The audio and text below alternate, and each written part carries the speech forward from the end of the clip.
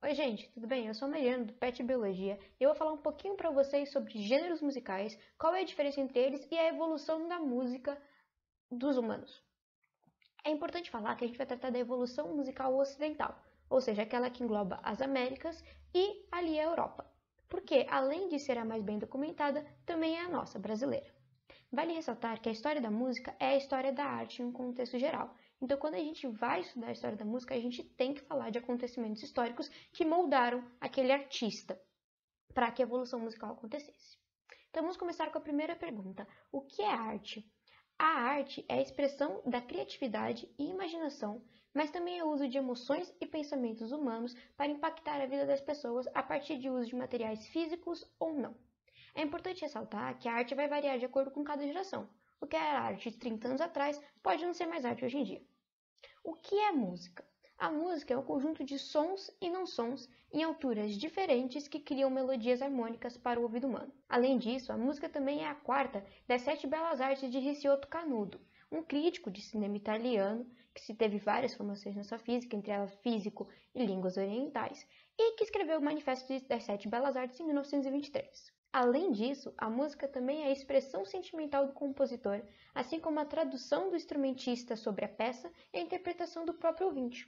Dá para ver que a música é muito coisa, porque ela é arte e ela também é ciência, como física, psicologia, filosofia e a própria matemática. O que é música clássica? Em Roma, a palavra clássico se referia a qualquer coisa que fosse de primeira classe, ou seja, de grande categoria. Porém, na época renascentista, logo após o período medieval, houve uma reinventação dessa palavra clássica e agora tudo que a gente fala que é clássico se refere a uma cultura greco-romana antiga. Ou seja, quando uma música é clássica é porque ela tem os ideais greco-romanos na sua composição. Agora a gente vai entrar nos conceitos mais práticos da música. O que é uma nota musical? A nota musical é o nome dado a uma vibração de onda de frequência conhecida e estabelecida. Elas são 7.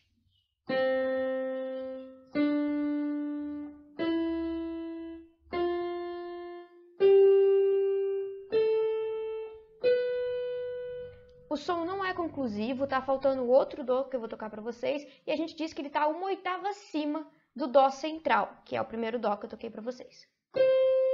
Vocês podem ver que a frequência de onda desse dó uma oitava acima é duplicada em relação com o dó central. A mesma relação é verdade. Quando a gente pega uma oitava abaixo do dó central, a frequência dele foi dividida por 2.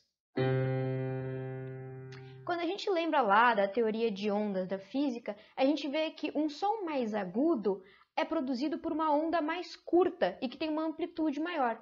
Então, esse dó aqui, ele é mais agudo, porque a onda dele tem maior amplitude e, portanto, ele vibra mais do que esse dó aqui, que tem uma onda mais larga e ele vibra menos. Então, ele é um som mais grave. As notas, embora elas sejam conhecidas enquanto som, elas só ganham nome numa partitura quando essa partitura tem uma clave. O que é uma clave musical? Ela é uma figura no começo de toda a pauta musical, essencial para que o músico saiba reconhecer qual nota é aquela. As três mais usadas hoje em dia são o Sol, Fá e o Dó. Elas podem representar, sim, a mesma nota. Elas são escritas de formas diferentes. E por que são escritas de formas diferentes? Porque elas representam alturas, ou seja, mais grave e mais agudo, de formas diferentes. Por exemplo, a clave de Fá, usada para sons mais graves, é para a mão esquerda do piano. Enquanto que a clave de Sol, que é para sons médios a agudos, ela é usada pela mão direita do piano. Essa mesma nota, que é o Dó central, pode ser representada nas duas claves, como mostrado aqui. O que é melodia? A melodia é uma sucessão de sons e não sons, que são conhecidos como pausas sonoras, a fim de formar um fraseado melódico, que será apoiado por uma harmonia dentro de um ritmo musical. Vou mostrar na prática para vocês. Isso é uma melodia simples. O fraseado melódico ele pode sonar mais ou menos rebuscado, à medida que vão adicionando notas com as alturas variadas, como por exemplo...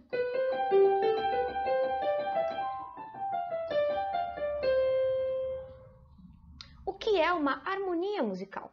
A harmonia é uma junção de 2 ou mais sons, a fim de que ressoem de forma prazerosa ao ouvido humano. Por exemplo... Se o som não for prazeroso, a gente diz que as notas estão em dissonância.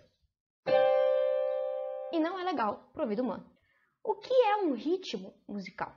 É uma corrente infinita de sons com velocidades diferentes que possibilitam incalculáveis formações melódicas e harmônicas. Ele permeia o que os músicos chamam de compasso, e é uma noção empírica dos homens, ou seja, o ritmo está fora do que a gente tem na partitura, ele é uma interpretação dos sons. Ritmo é qualquer coisa que você bate, por exemplo, isso é um ritmo. Ele é expresso no compasso através de sons e silêncios. As atuais figuras que são usadas por compasso são semibreve, mínima, semínima, colcheia, semicolcheia, fusa e semifusa. O ritmo mais conhecido do mundo se chama ritmo de som de clave e tem origem africana. A sua notação ela pode ser de várias formas. A música ocidental não foi feita para notar ritmos de origem africana, então a gente representa de várias outras formas, como por exemplo algumas estão aqui.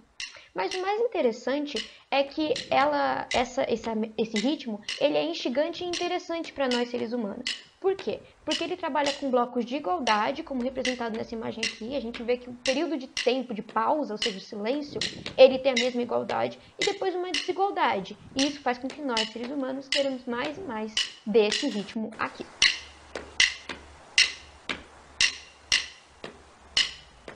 O compositor Arnold Schoenberg diz que as sensações que a música nos causa se originam do incômodo gerado por dois tipos de impulsos, que é o desejo por estímulos repetidos e agradáveis e o anseio por um estímulo novo. A gente pode pensar que muitas músicas que estouram e que fazem sucesso e que grudam na nossa cabeça trabalham a partir disso, dessa noção de te dar vários estímulos repetidos durante boa parte da música e depois, geralmente no refrão e na ponte, eles alteram a melodia e o ritmo a fim de te fazer continuar escutando a música, senão ela fica muito chata. Exemplos de gênero que fazem esse tipo de construção são o pop, o rock, o sertanejo universitário, o eletrônico, o jazz e mesmo o funk brasileiro. Uma definição importante que falta a gente dar é o que é um compasso. O compasso é uma invenção para que os tempos sejam esquematizados, ou seja, o ritmo seja encaixado dentro da música. Aqui tem uma imagem do que é um compasso e ele é necessário ter uma fórmula musical ou fórmula de compasso. Esses números aqui ditam quantos tempos cabem em cada compasso e é assim que os músicos vão conseguir ler aquele ritmo e melodia. Essas definições todas, sem exceção nenhuma, foram alteradas ao longo dos anos da humanidade. Desses 9 termos que eu apresentei para vocês, 3 são aspectos de notação musical, e são eles a nota, o compasso e a clave. A harmonia, a melodia e o ritmo são representados pelos outros através da interpretação daquela música. Certo, nota, clave, compasso são notação musical. E o que é uma notação musical? Notação por si só é um sistema de representação gráfica para um conhecimento qualquer, como por exemplo a notação científica. A notação musical vai ser, então, uma representação gráfica de como se deve tocar uma música. Os dois tipos mais conhecidos são a fonética e a diastemática ou intervalar. A fonética utiliza símbolos, letras e números para mostrar como se deve tocar uma música. E a mais conhecida é o Cifra Club, que utiliza cifras. A diastemática ou intervalar é uma representação gráfica dos sons, e a mais conhecida é a partitura musical. Algumas outras, a título de curiosidade, são a notação científica chinesa, como essa aqui, e a notação científica beija-flor, ou hummingbird, como essa aqui. Quando a gente fala de notação ocidental moderna, a gente está falando da partitura musical, ou seja, uma representação intervalar. Ela evoluiu a partir de um sistema de neumas, que a gente vai conhecer mais pra frente. Desde quando a música existe? É difícil saber, porque qualquer cantoria ou batida de mãos com mãos, batida na coxa, numa superfície de pedra, pode ser considerado um tipo de música arcaica. Se você me perguntar qual é o instrumento musical mais antigo, eu vou te dizer que é esse aqui, com esse nome super difícil, encontrado por Ivan Turk em 1995 em suas expedições à Eslovênia. Então, esse instrumento data de 67 mil anos atrás, então uma época bem antiga, antes mesmo do homem moderno. E a gente pode pensar, talvez a música sempre tenha existido antes mesmo do homem ser homem, mas a forma como escrevemos e com certeza a forma como a fazemos mudou muito desde então. É legal comparar a evolução da notação musical com a evolução biológica. Em qual sentido? No sentido de que as formas antigas de se anotar música não são melhores do que as formas novas de se anotar música. Elas são diferentes, assim como na evolução biológica. Então, quando a gente fala de evolução da notação musical, não é melhoramento, mas sim uma diferenciação. A notação musical evoluiu junto às necessidades musicais de cada período e época. Antigamente, e até mesmo hoje em dia, a gente vê uma forma muito tradicional de se passar a música, que é a tradição oral. Ou seja, eu que conheço a melodia e o ritmo, conheço a música por si só, passo para você através da minha oralidade, da minha fala, para que você então consiga representar essa música.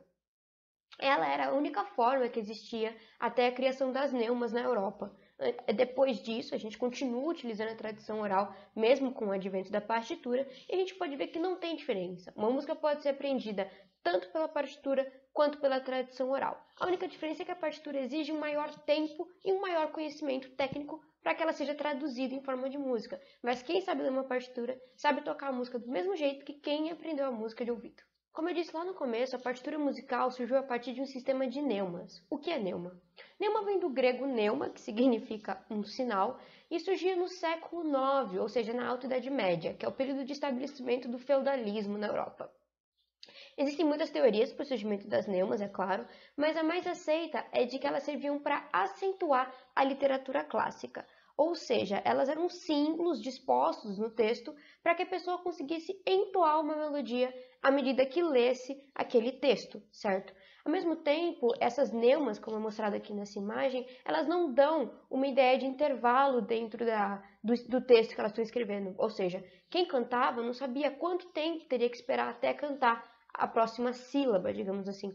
Então, com isso, a gente não tinha uma noção de intervalos, apenas uma noção muito rústica de altura dessas notas. Então, a tradição oral ainda era muito forte. No final do século X, lá pela região da Itália ou na França, tem-se os primeiros registros das neumas com ascendência e descendência de alturas. Ou seja, a gente vai começar a ter uma noção das neumas consecutivas, como elas são distantes em altura uma da outra. Existe um monge, o Guido de Arezzo, que é da Ordem de São Bento, que é acreditado como o inventor dessa pauta antiga, ou mesmo como um grande difusor desse ideal. Essa pauta ganhou o nome de neumas diastemáticas ou elevadas. Inicialmente, ela era apenas uma linha, como essa aqui, que era usada para sugerir a altura das neumas. Essa linha, então, é a linha primitiva do que a gente conhece hoje em dia como pentagrama. A primeira linha de todas, desenhada, como diz essa frase aqui do próprio Guido de Arezzo, indicava a nota Fá, e ela era desenhada em vermelho. A segunda linha a surgir era a amarela e indicava a nota Dó. Depois disso, surgiam duas linhas no meio dessas linhas vermelhas e amarelas, e elas indicavam as outras notas. Então, a pauta arcaica tinha 4 linhas, e a pauta que a gente tem hoje em dia tem 5 linhas. Uma coisa que a gente percebe que era diferente era que antigamente eles não tinham ainda a entidade de clave. O que eles faziam era adicionar no começo da pauta musical um símbolo que representava ou a nota Fá ou a nota Dó, o C do Dó, né? E o F do Fá. Então, com isso, o músico conseguia entender se aquelas neumas tinham nomes diferentes a partir daquela clave arcaica. Eu vou mostrar uma imagem para vocês, e essa imagem aqui indica que as neumas começam na tonalidade de Dó. Agora, os músicos, então, tinham uma notação que indicava as alturas entre as neumas, mas não as velocidades que elas deveriam ser tocadas. Eu vou mostrar para vocês aqui um trechinho com essa partitura aqui, e perceba, vai começar aqui nesse Sá, eles a cantarem. E vocês podem ver que até o final não dá para perceber de fato quanto aquela nota tinha que ter durado, porque não tem nenhuma noção intervalar dentro dessa partitura.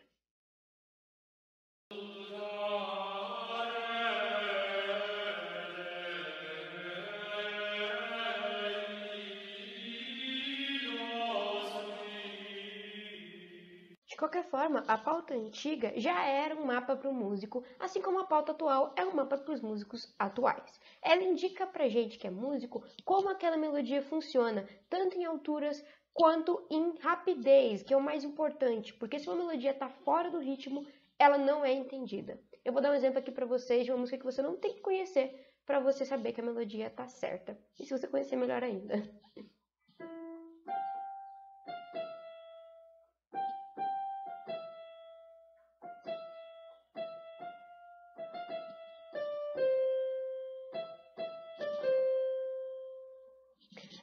Mas mesmo assim, não foi porque a pauta surgiu que do dia para a noite as pessoas começaram a ensinar a partir da pauta e deixaram a oralidade de lado. Como eu disse, até hoje existe gente que aprende música a partir do que ensinam para ele oralmente e não sabe ler uma partitura, e isso é perfeitamente aceito. Após essa criação da pauta de 4 linhas, a evolução da notação musical já dá, então, alturas, mas isso é só uma parte no fazer música. Falta uma outra muito importante, que é o ritmo.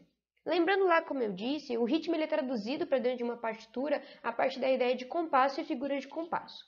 Ou seja, a gente vai perceber que houve uma necessidade de descrever o ritmo dentro da partitura, porque mais vozes iam englobar esse fazer música, e com isso os ritmos tinham que ficar muito claros entre si. Eu vou tocar aqui uma melodia muito conhecida, só que sem ritmo ela não fica tão fácil assim de entender. A melodia com o ritmo certo que é Parabéns para Você. Com isso, a gente chegou lá no final do século XII na Escola de Notre Dame, que vai fazer as primeiras notações rítmicas que a gente conhece. Eles trabalhavam com polifonia. Polifonia, como o próprio nome diz, poli são muitas e fonia são sons, então duas ou mais vozes que têm ritmos próprios e melodias próprias que juntas fazem um belo som, como por exemplo, isso é uma polifonia, são 2 sons diferentes. Quando surgiu essa necessidade de trabalhar com polifonia, surgiu a necessidade de que os ritmos de várias vozes estivessem bem entendidos. De outra forma, a música ficaria toda desconstruída. Quem pensou nisso? Leônios e Perótinos, que escreveram Magnus Liber Organi, o grande livro do organon, que era um tipo de estilo musical da época. A notação que eles usaram no livro se chama notação rítmica moderna, ou seja, os ritmos estavam escritos em modos, como se fossem blocos de ritmos que as pessoas conheciam, e a partir daquilo elas poderiam ler. É muito diferente do que a gente tem hoje em dia. Hoje em dia a gente tem uma única figura que vai reger o ritmo da partitura inteira, a não ser, claro, que a fórmula de compasso seja alterada, o que quase nunca acontece.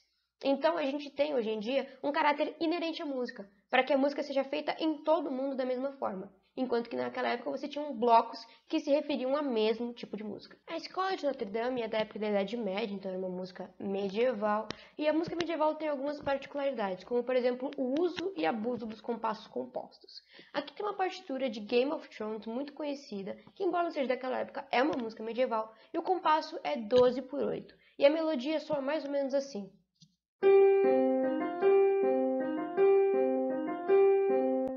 Existem formas atuais de escrever o 12/8, que é uma leitura mais difícil para alguns, que é uma leitura, por exemplo, com 3/4, que nem essa pequena melodia. Mas isso tem algumas diferenças na transmissão daquela música, caso o músico não conheça a melodia, que é, por exemplo,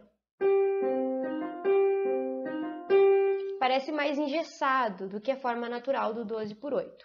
Além disso, a música medieval também tinha 2 grandes frentes, que era a música profana e a música sacra. Eu trouxe aqui um pedacinho para vocês da música sacra, que era feita para a Igreja Católica Cristã.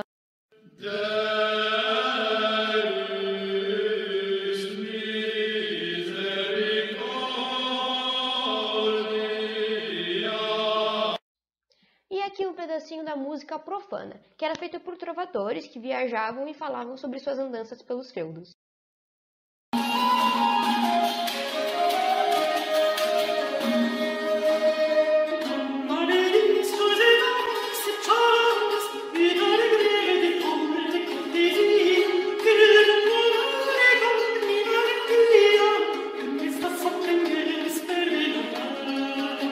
Então, caminhando para o século XIV, com o período da Ars Nova, que é a arte nova, a gente vai ter a concretização dos ideais que a gente tem na partitura atual.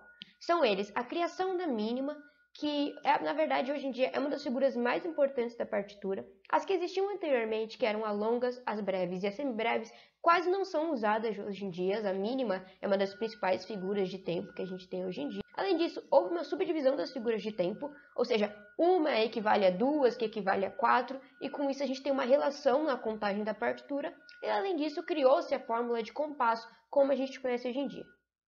Portanto, agora depois do século XIV, a gente tem um arcabouço final para escrever uma música. A partir de agora, então, a gente vai ver o desenvolvimento da música por si só, dos gêneros e subgêneros musicais. Para isso, a gente vai começar com a música ocidental antiga, ou seja, a música lá da Europa, que era a música clássica, e a gente vai avançar com ela até a música clássica chegar nas Américas e ganhar então os vários gêneros e subgêneros que a gente mais conhece hoje em dia. Caso vocês antes se perguntassem, pô, parece que tem um buraco entre a música antiga, aquela coisa de piano e orquestra, porque a gente tem hoje em dia, não tem buraco. O que tem uma mistura bem grande de melodias e ritmos de várias culturas que não só a europeia, que fizeram o que a gente mais gosta hoje em dia, que são, por exemplo, rock, pop, sertanejo e funk. O primeiro período que a gente vai ver, que vai do século XIV ao século XVI, é o período da Renascença. Esse é aquele período da retomada da cultura greco-romana e do humanismo, ou seja, o homem é capaz de qualquer coisa que ele se dispor, é a retomada do conhecimento após a Idade Média. Com isso, esse período ele vai ser marcado pela busca do rebuscado e perfeito, do simétrico e do belo, como eles consideravam que era a cultura greco-romana. Eu trouxe para vocês aqui um trechinho muito legal de um coro afrodítico que remonta a essa cultura greco-romana. Dá uma olhada. Brave Achilles, slain in trial by blood, for prize the bride of Menelaus, and father of Antigone, ruler of Thebes, self-rendered sightless by lust for expiation, lost victim of bewildered desire. A época da Renascença ela é bem conhecida, tá? Nas artes a gente teve os famosos tartaruga ninjas como pintores, a gente teve Dante Alighieri na literatura. Na música a gente tem um cara que não é tão conhecido assim, que é o Giovanni de Palestrina, e ele escrevia música clássica, como esse trecho aqui.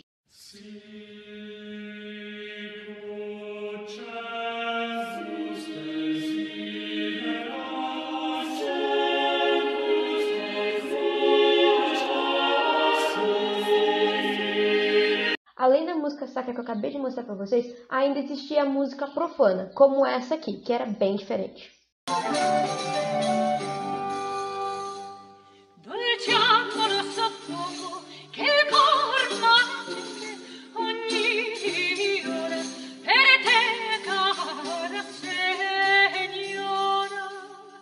É interessante colocar que nessa época surgiram um tipo de subgênero musical chamado borré, que é um tipo de subgênero musical dançante. Um exemplo dele está aqui.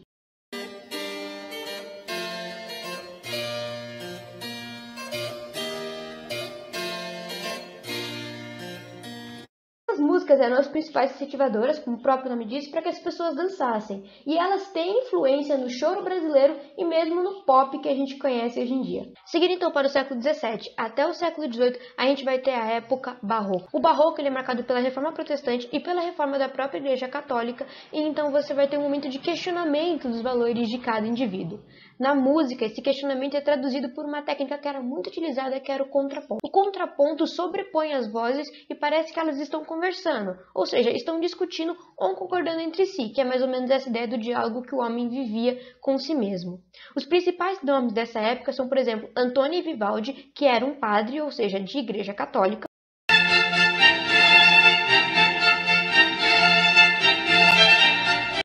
E o outro que eu trouxe para vocês é o Johann Sebastian Bach, que era um luterano. Eu trouxe para vocês um trechinho de uma fuga, que é um subgênero que surgiu nessa época ali barroca. Como é que ele faz? Ele trabalha com voz, silêncio e junção das vozes. Então é uma coisa na música que a gente chama de pergunta e resposta. É bem fácil e intuitivo de entender. Aqui eu trouxe um trechinho do Bach para vocês.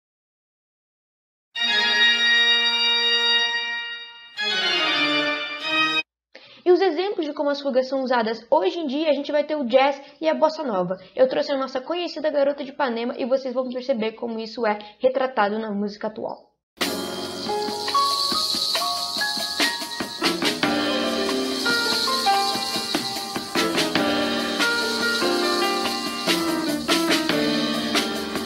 Seguindo então pelos séculos, a gente chega no século XVIII até o século XIX, que é a Era Clássica.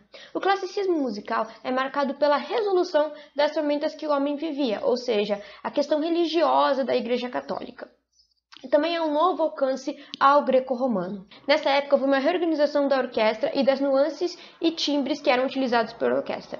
A música não era mais de câmara, como a gente via, que era para pequenas pessoas em um pequeno espaço, ou seja, numa câmara. Agora a orquestra era grande, ela tinha várias famílias e vários naipes diferentes. Além disso, outros detalhes que foram ajustados para que a música soasse o mais claro possível, que é a marca desse período, foi a troca das cordas de tripa de violinos por cordas de aço ou de metais, a troca do cravo, que é um tipo de piano, por um piano forte, por conta justamente da sonoridade que tinha, e o abandono da flauta doce, por causa da sua polifonia não desejada.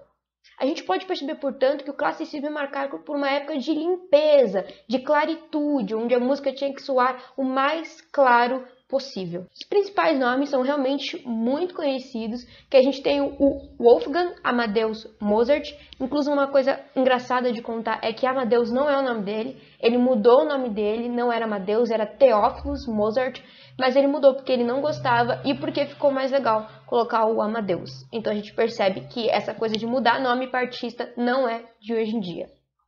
Ele ficou famoso porque desde criança ele fazia turnê pela Europa. Claro que ele era um grande gênio da música, mas além disso teve outros fatores que fizeram o seu nome crescer tanto, como por exemplo ele ser adorado pela autarquia dos países. Além disso, outro grande nome também é Ludwig van Beethoven. Eu trouxe um trecho aqui para vocês de uma música que é uma ópera que foi escrita por Mozart, e que é engraçado é que essa música não bombou na época porque ele a escreveu em alemão, quando a música da época era italiano.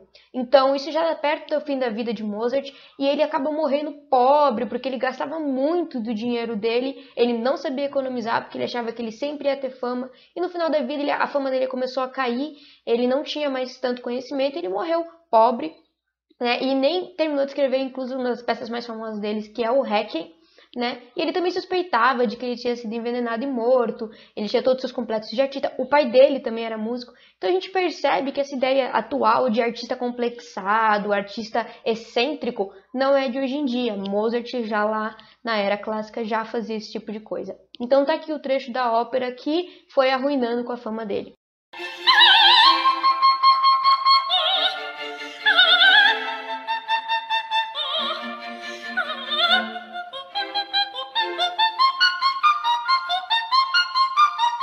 Para falar um pouquinho de Beethoven, ele era bem conhecido pelas sonatas, e as sonatas são o principal subgênero musical da época clássica. Elas geralmente são marcadas por 3 ou 4 ou mais movimentos que são diferentes entre si e, quando colocados juntos, fazem um sentido. Uma das mais famosas de Beethoven é a Sonata ao Luar. Aqui, como eu trouxe para vocês, os 3 trechinhos dela.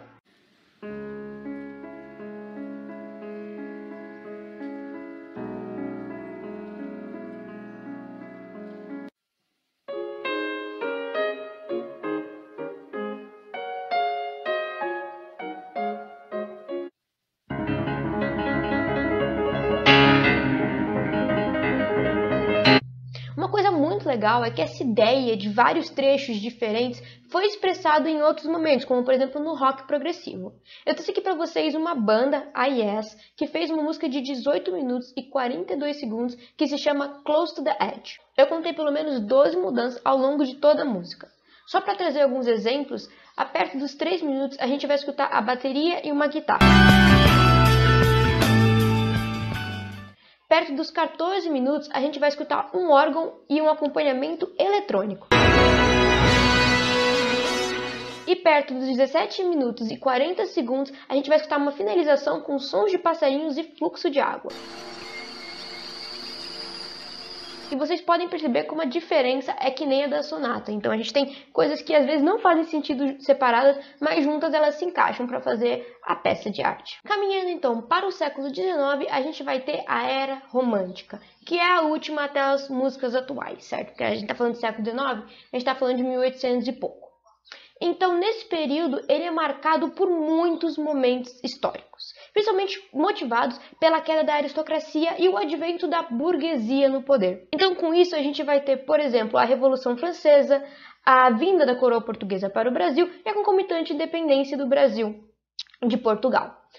Com isso, a gente tem um homem que queria muito a fuga da realidade por conta dos momentos políticos que estavam acontecendo no seu mundo. A gente pode muito concordar com a gente que é a fuga da realidade do nosso Brasil.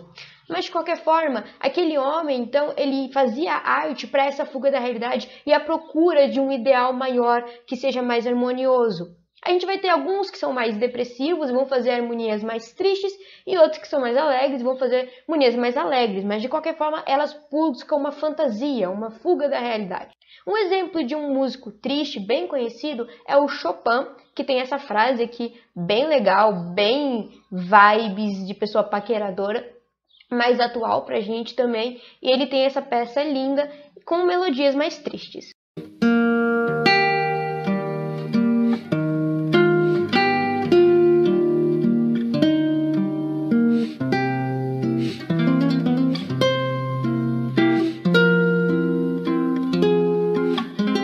Melodia mais alegre é o Tchaikovsky, que tem essa frase aqui bem produtivista e que ele tem várias músicas conhecidas, sério mesmo. Eu trouxe um textinho para vocês da dança que eu mais gosto, da suíte do Quebra-Nozes, que é a dança russa, a Trepak, mas eu prometo que se vocês pesquisarem Quebra-Nozes, vocês vão conhecer todas, porque foi usado em tudo que é filme, foi usado em tudo que é história animada. Além disso, ele também tem várias outras músicas que vocês conhecem, como por exemplo, Lago dos Cisnes.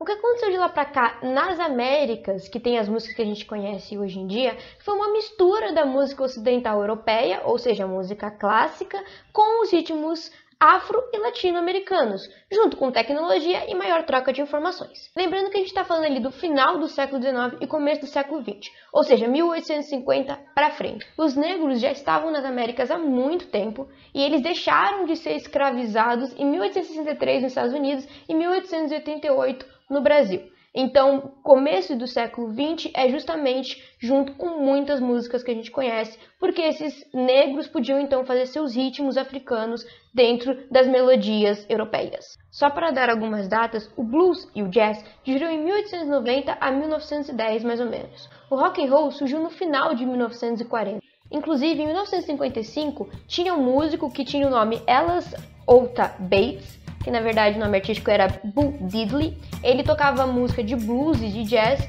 e ele introduziu a batida de ritmo de som de clave no jazz e concomitantemente utilizou para o rock and roll e outros gêneros norte-americanos. Eu vou mostrar aqui para vocês o áudio de como essa batida é igualzinha a que a gente escutou há pouquíssimo tempo do ritmo de som de clave. Fica então clara a influência da música africana na música que a gente tem hoje em dia. Isso na América do Norte, tá? Aqui no Brasil, as influências africanas em ritmos vieram do samba, que surgiu no século XIX, e da capoeira, que é lá da época escravocrata. Então houve essas misturas que eram majoritariamente percussão e voz. Inclusive é interessante aqui citar, lembra como eu falei que antes da notação musical a música era passada pela oralidade exclusivamente? A capoeira e o samba também. Alguém ensinava para você como é que se tocava e você ia lá e tocava. Não tinha nada, material concreto para que essa música fosse repassada. Enfim, voltando, quando você tem então essa pitada especial do ritmo africano, as músicas, a gente vai ter o surgimento do chorinho em 1870, da bossa nova em 1950, que inclusive é primo do jazz, tá gente? E claro, a gente vai chegar a um momento em 2017 com duas músicas de funk que utilizam trechos de músicas clássicas, que é por exemplo a música Bum Bum Tantan do MC Fiote e a música Pode Sentar da MC Mirella. Em Bum Bum Tantan do MC Fiote, a gente vai ver que ele utiliza um trecho de uma partita em Lá menor para flauta, escrita por Johann Sebastian Bach, lá em 1700. Enquanto que a MC Mirella, em Pode Sentar, vai utilizar praticamente o tema inteiro da família Addams de 1964 para escrever sua música. Ai, mundão, segura nós.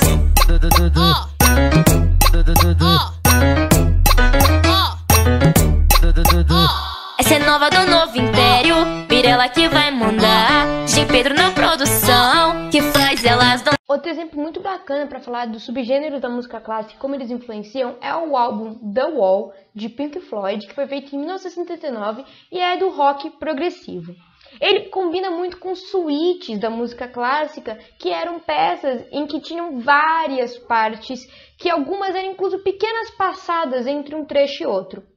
Como exemplo, eu trouxe duas faixas do The Wall para vocês verem. A primeira se chama Empty Spaces, que tem só isso aqui de escrita e tem basicamente 2 minutos de instrumentação.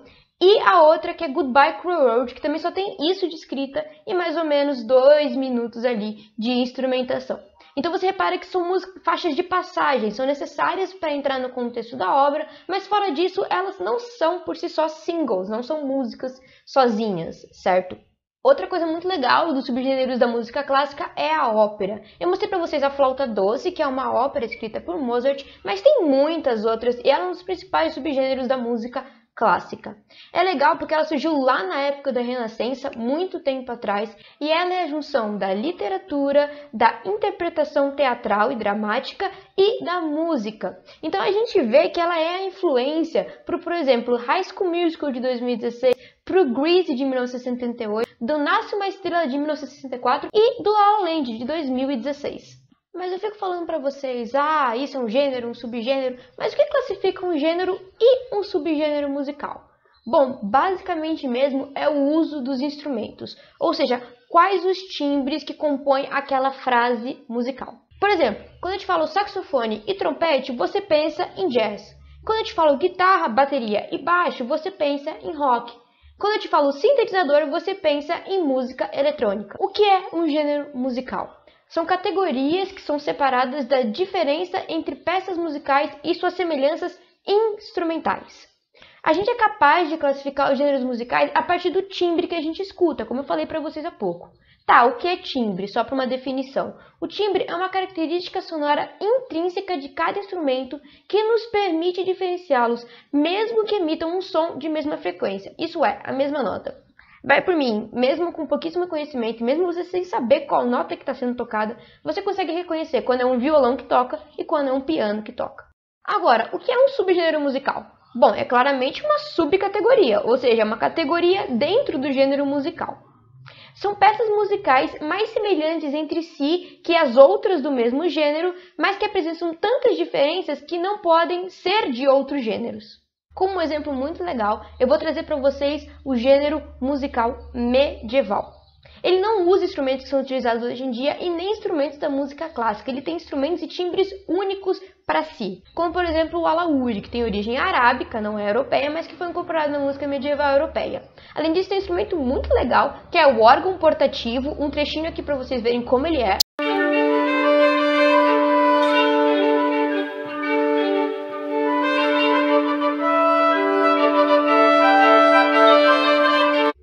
Saltério, que vai estar nesse vídeo que eu vou mostrar para vocês com a moça de vermelho. Nesse vídeo vocês vão ver como é uma música medieval, mesmo feita hoje em dia, e como os instrumentos têm que ser diferentes por conta dos timbres que eles emitem.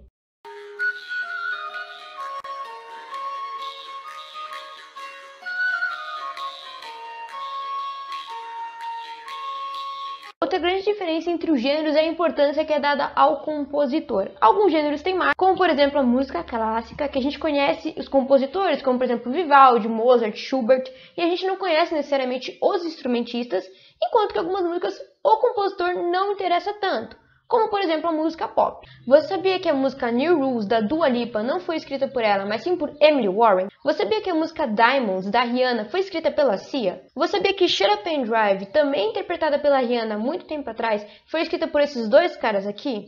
E você sabia que Stitches do Shawn Mendes foi escrita por esses 3 caras aqui e não por ele? Isso só mostra que quem escreveu a música não importa tanto quanto com quem canta essa música. Isso porque quem canta é a figura que vende aquela música, e não só de forma monetária, mas também uma figura pela qual as pessoas podem se relacionar, pelas quais elas se interessam por aquele cantor que tem a voz para interpretar aquela música. Então essas são diferenças entre os gêneros musicais. Qual é a importância que se dá a quem escreve, a quem participa da composição, e qual a importância que se dá àquela pessoa que está cantando, ou seja, é o músico daquela música, é o intérprete. Outra diferença entre os gêneros e subgêneros musicais é o quanto a música é complexa ou uniforme. A música pode ser mais ou menos complexa em diversas características, como por exemplo rítmica, melódica, acústica e instrumental. Mas a melódica, a rítmica e a acústica são mais importantes para separar os subgêneros, enquanto que a instrumental é a mais importante para separar os gêneros e também serve para separar os subgêneros de forma mais grosseira. O que é complexidade instrumental? A complexidade instrumental de um gênero musical se refere à quantidade de habilidades requeridas para que os músicos performem a música. Uma alta complexidade musical é traduzida como um estilo musical que exige do músico um maior número de conhecimentos especiais e habilidades específicas de performance musical, quando comparada a outros estilos. Um exemplo bem simples, um guitarrista de rock precisa da habilidade para dedilhar as cordas a fim de fazer os solos de guitarra, então precisa de um conhecimento harmônico tanto quanto uma habilidade física. Enquanto que um violonista de sertanejo universitário só precisa saber fazer as cifras para acompanhar com os acordes o cantor. Então, não que ele não seja capaz de fazer outros tipos de dedilhados que não só os acordes, mas que a música sertanejo universitário não precisa de solos como o rock precisa. Então, o rock tem uma alta complexidade instrumental quando comparado ao sertanejo universitário. A alta complexidade instrumental também não se refere somente à habilidade necessária para tocar aquela música, mas também ao número de timbres, ou seja, vozes, que compõem aquela música. O sertanejo universitário tem principalmente voz e violão, enquanto que o rock tem pelo menos guitarra, bateria, baixo e voz. Então são mais vozes do que o sertanejo universitário, e portanto o sertanejo universitário tem um timbre, tem uma música mais uniforme. Mas é importante destacar que a complexidade instrumental não tem nada a ver com gosto popular ou se aquela música é melhor ou pior do que a outra. A exemplo disso, eu trouxe aqui um trabalho para vocês do Persino, Klimek e Turner de 2014, em que eles chegaram à conclusão de que o maior gênero de complexidade instrumental era a música experimental. Para quem não conhece, a música experimental é uma outra forma de música em que eles testam qual é o limite do que é música e do que não é música através de vários timbres, de várias formas diferentes, de várias melodias e ritmos. Eu trouxe aqui um exemplo para vocês do que é uma música experimental e para vocês verem que não tem nada a ver, né? Porque ela tem a maior complexidade instrumental, que ela é melhor para o nosso ouvido.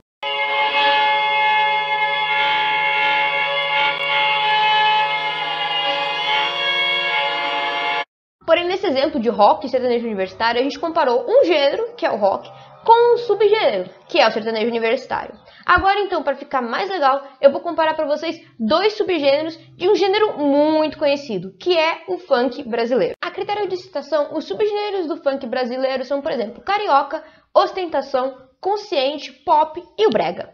O pop funk, ou funk pop, é conhecido nas vozes de Anitta, Ludmilla, Kevinho, Jerry Smith e Alexa.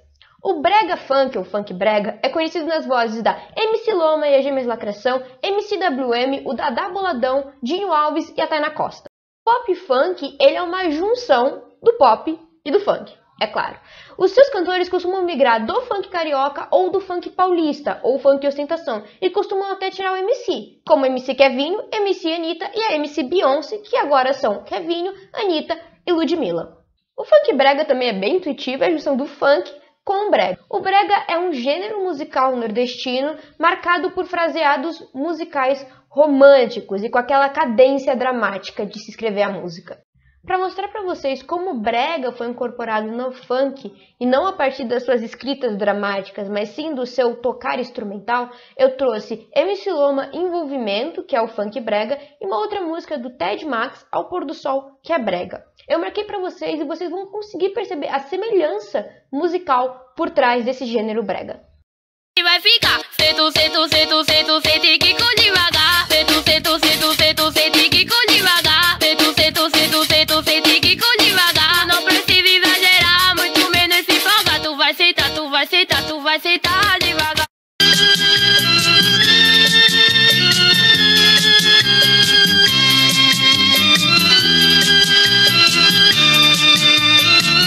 Agora falando de complexidade instrumental. A música brega é marcada principalmente por piano, pandeiro e violão, enquanto que a música pop utiliza muitos instrumentos, incluso eletrônicos, como por exemplo a bateria e o sintetizador. É claro que o gênero musical funk é comum a ambos, e ele é marcado pelo quê? Pelo ritmo contagiante, por sons metálicos e a percussão dançante eletrônica. Então isso está de fora na hora que a gente vai analisar a complexidade dos subgêneros. Então quando a gente compara pop e brega, o brega tem menos riqueza instrumental do que o pop, porque o pop utiliza muitos instrumentos, mesmo que sejam eletrônicos, ele utiliza muitos instrumentos, muitas vozes. Então, o funk pop, ele é um subgênero com maior complexidade instrumental do que o funk brega. Para finalizar, eu trouxe uma imagem muito legal para vocês, daquele trabalho que eu tinha falado de 2014, em que eles vão então sintetizar os gêneros e subgêneros da música e como eles são diferentes. Vou botar a imagem grande aqui para vocês, tá bom? As músicas foram retiradas de uma biblioteca virtual dos períodos de 2004 a 2010. Comprovou-se que os subgêneros são similares entre si e mais próximos do que qualquer outro gênero proposto. A similaridade foi medida através do uso de instrumentos e quão importantes eles eram para o momento musical. As bolas são maiores ou menores de acordo com o número de amostras analisadas no estilo, ou seja, quantas músicas eles tinham para averiguar. E a linha entre cada uma das bolas, entre os nós, é um tamanho fantasia do quanto um estilo está próximo do outro estilo musical. Então é isso, gente. Eu espero que vocês tenham gostado e que tenha ficado bem claro o que é um gênero, o que é um subgênero, o que é música, a expressão da arte através do tempo e também a expressão do próprio artista e seu momento histórico. Com isso, espero que vocês tenham gostado bastante e a gente se vê na próxima. Muito obrigada por terem assistido.